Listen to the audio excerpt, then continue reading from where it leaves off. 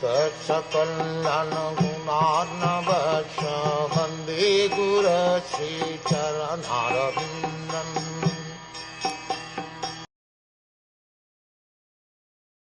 You yourself descend to propagate the transcendental science of devotional service unto the hearts of the advanced transcendentalists and mental speculators who are purified by being able to discriminate between matter and spirit.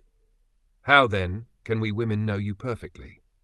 Even the greatest philosophical speculators cannot have access to the region of the Lord. It is said in the Upanishads that the supreme truth, the absolute personality of Godhead, is beyond the range of the thinking power of the greatest philosopher. He is unknowable by great learning or by the greatest brain. He is knowable only by one who has his mercy. Others may go on thinking about him for years together, yet he is unknowable.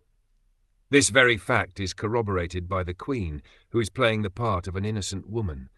Women in general are unable to speculate like philosophers, but they are blessed by the Lord because they believe at once in the superiority and almightiness of the Lord, and thus they offer obeisances without reservation. The Lord is so kind that he does not show special favor only to one who is a great philosopher.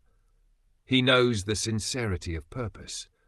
For this reason only, women generally assemble in great number in any sort of religious function. In every country and in every sect of religion it appears that the women are more interested than the men.